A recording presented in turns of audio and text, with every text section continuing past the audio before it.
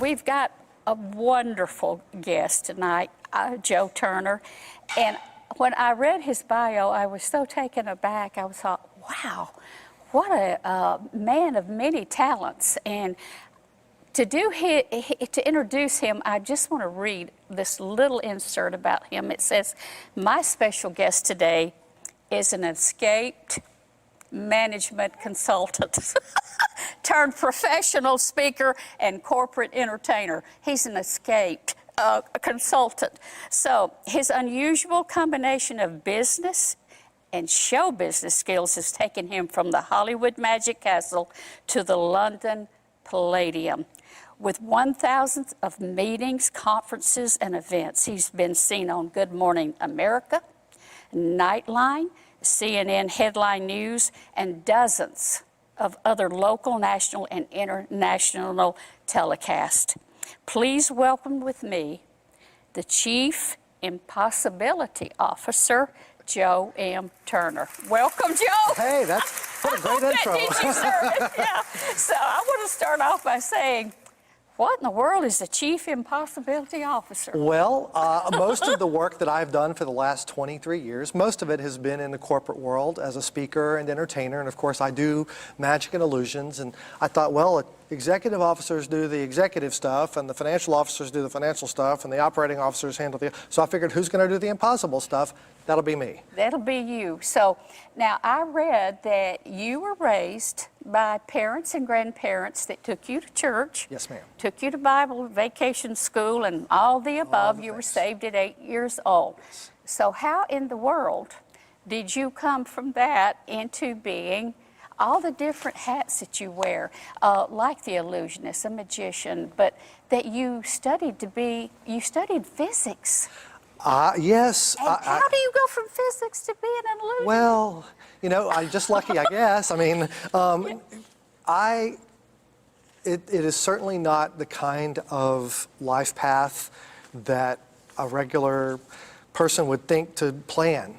This is not something I planned. Yeah. God has given me a lot of different things that I'm interested in, and has given me skills and talents in some places, and maybe stronger here and less strong there. And so I kind of gravitated to the ones I was good at, and doors opened and opportunities presented themselves. And so I thought I was going to be a physics teacher. I studied to be a high school physics teacher, but along the way, I ended up working in the musical theater, and I play the piano and sing and act and all of those. So I did that for a while, and having been trained as a teacher, I got offered the opportunity to interview as a trainer in a management consulting firm, training design and teaching. So teaching, but in an adult and corporate setting.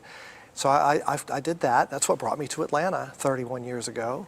So, okay, but and so I will just say that God laughs at my plans. Yeah.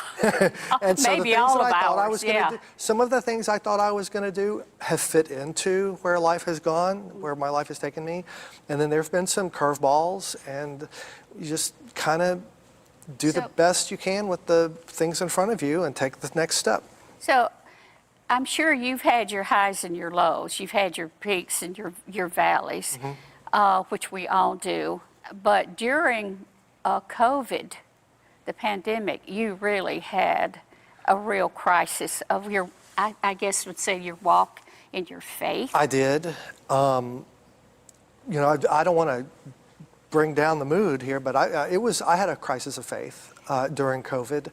Well, who helped you to come back? How did well, my wife and my church and God and my parents, and you know, I'm blessed that I have a support system around me. At the beginning of COVID, I was performing on a ship in the South China Sea, In the South China Sea. Yeah, I was originally headed for Hong Kong, and then they moved us to Taipei, and then they just said, we don't know where we're going. Nobody would let you go into port? They closed all the ports, and this is mid-February of 2020. Yeah. And we were supposed to go to Vietnam and the Philippines and all these places, and nobody would take us. So we just kind of rode around in the water for a while, and the captain would come on, and finally we got a place to park. We got a parking place in Singapore, and I got my little behind back to Atlanta and did the last big event of my pre-COVID time, but I saw what was coming. And then in March, everything went away for the rest of the year, and I had a very challenging year. God took pity on me in many ways. I mean, everyone in my industry, every performer lost the whole year. Absolutely. All the live events were gone, all the conferences were gone. I went virtual. I launched a show on Zoom, doing magic, interactive magic on video chat with groups of people. I would sell tickets to come online with my Zoom, and I would do a show. And by the end of May, that virtual show had been recommended in the New York Times twice. Wow. And so that God got me through sort of the beginning part of the pandemic, and then interest sort of faded out. I will tell you that as that year progressed, I got very depressed. I had probably been in a struggle of my walk for some time at that point, but that year didn't help.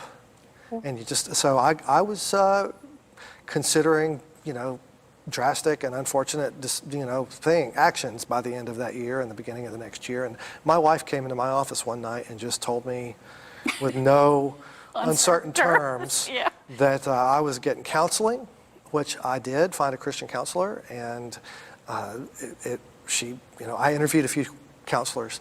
Just as an aside, my rule for interviewing my Christian counselors was the first one to mention Job is out.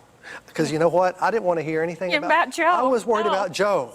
Yeah. Not Job. Yes. And so that may be a very shallow way, but I mean, that just shows you where I was. I was kind of angry and mad and depressed and didn't want to go on, but I found a counselor, and over the course of 2021, really got my walk back together and started reading the Word more regularly. And Well, what do you advise then to someone that may be in the kind of a shape that you were in Get help. to get back with the Lord? Well, if you're not a member of a church, hopefully you are. Yes. If you're a member of a church, go to your spouse or a close friend or person, your Sunday school teacher, someone that you can talk to that is trustworthy in that church, and ask them for help finding counseling.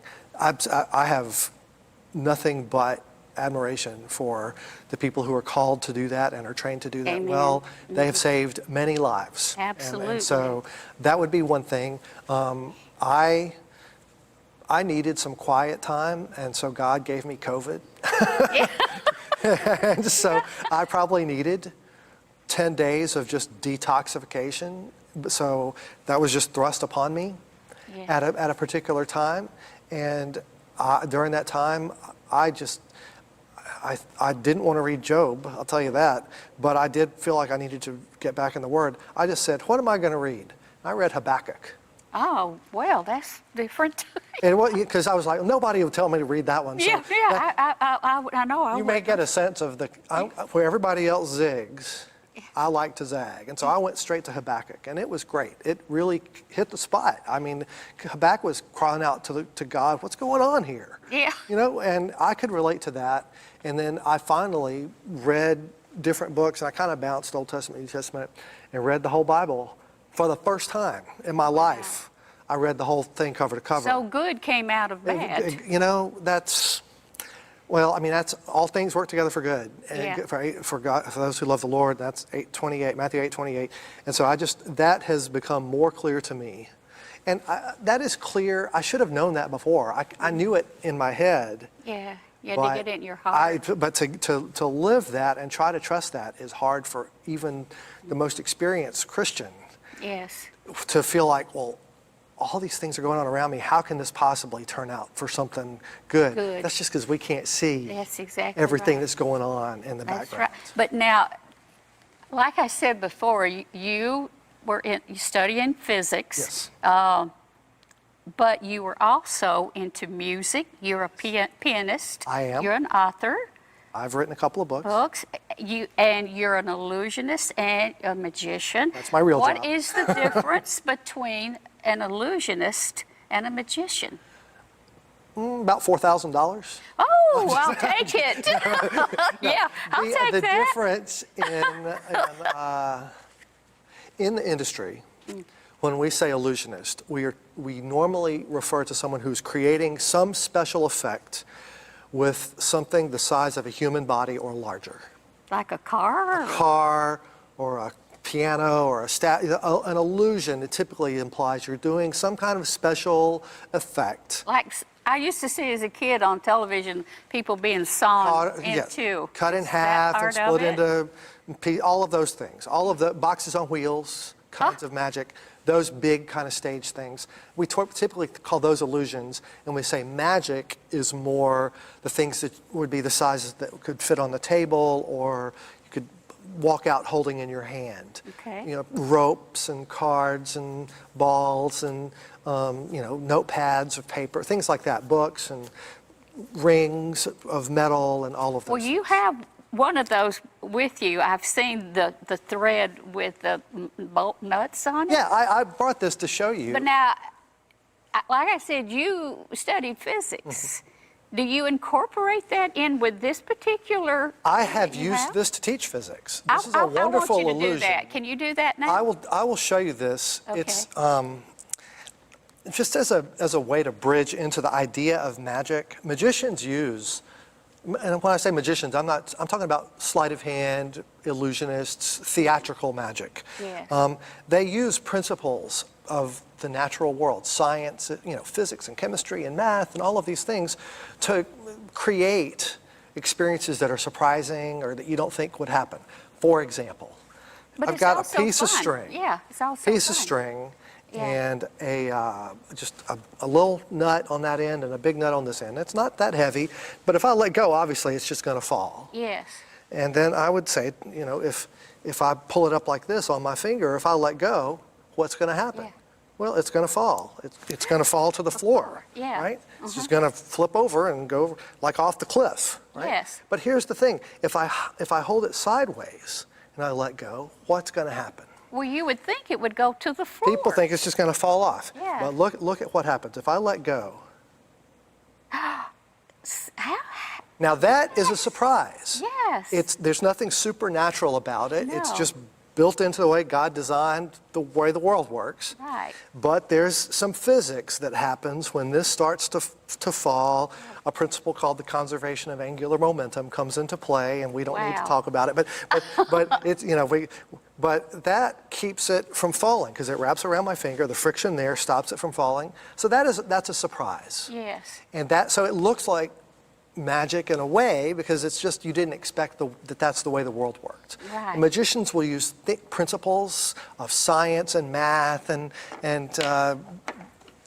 just theater and lighting and optics and so forth to create an experience that seems like it shouldn't happen. But don't you think there's some people, and I hate to say it, maybe church people, that take that wrong, that think, oh, you should not do that because it's called magic. Well, But it does teach it can. in a good way, I think. Well, let me just make 2 points about this. First of all, in English, the word magic kind of refers to two things that are not the same thing. All right. What I do is theatrical special effects, sleight of hand, illusions. And we use the word magic to talk about that. In the Bible, they talk about, people who try to talk to the dead and all of that sort of demons and all of that sort of thing, sorcery and all that. Yeah. And so in English, we also use the word magic to refer to those things. That is not what I'm doing. Exactly. I'm not, my grandmother would come after me in a minute. I'm not a Ouija board guy. I'm not a fortune teller guy. I'm not that guy. No. I work in sleight of hand and the creation of illusions for your eyes and your mind. And then those things are very powerful. It's like fiction. It's like a parable. It's a metaphor that can be used to teach any kind of content. I've used it to teach science and business things, but as I was teaching business, I was like, this relates to the Bible. There's metaphors in here for how, you could talk about how the world is put together, or you could talk about how important it is to send out missionaries, or you can use these sort of visual aids. Well, you were going to have me do something.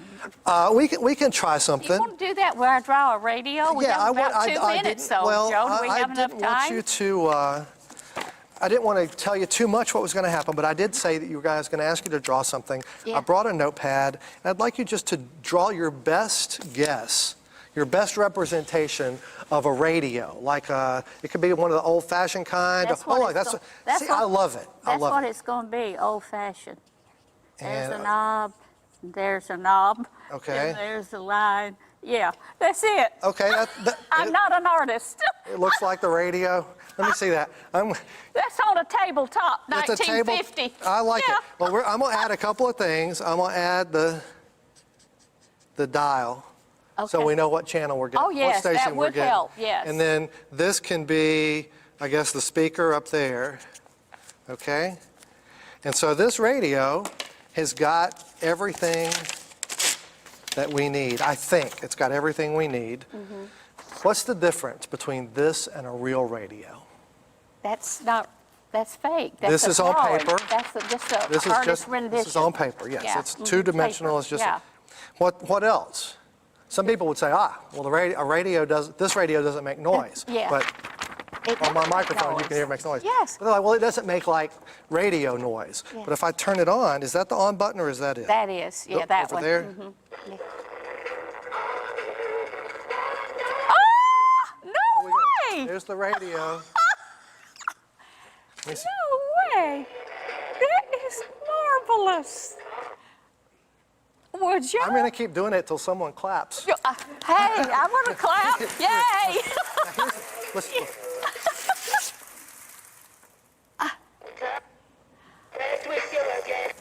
Oh my gosh! I'll tell you what, I'm going to keep this part. You can have that as a souvenir, but I don't want you making any more noise. Okay, all right, I shan't. That is, So isn't that fun? yes. That's a fun moment. Yes, Obviously, nothing supernatural. and nothing off color. Oh, it's clean. Oh, just clean just fun. entertainment. Yes. But that is, it's a surprise, and you can use those kinds of moments to get people's attention. Absolutely. And that's a wonderful thing. I've used magic on mission trips. Really? To go into Latvia and in some places in the United States, just to use magic to draw a crowd because they're being entertained, but then you get to Get 'em with the introduce word them of to the God. word. Yeah. Well, if someone wanted to get in touch with you, how would they do that? For you Well- to come and be a speaker or to do your illusions or what? How could they get in touch with Well, you? my website is turnermagic.com. Okay. That's my main corporate website, All right. turnermagic.com. I do have a ministry website, astonishingtruth.org. Astonishingtruth.org. And so, but turnermagic.com, it all goes to the same email. Yeah. It's all going to come to me. And I've been to churches all over America to speak and perform and use magic as a community engagement tool to have people come in, bring your families, know you're going to have a clean, wholesome experience. And then I use specific illusions to teach. I have a specific illusion to present the gospel. Then for the children, but For the adults too. I mean, it's for the adults. I don't everyone. not Yeah. primarily a children's entertainer. It's for families. It's clean enough to bring the kids, Okay. but there's some deep stuff there. okay, but we're going, Joe, thank you. I hope you come back and you and I do this some more. We didn't have enough time. Okay. I love all the things you're saying.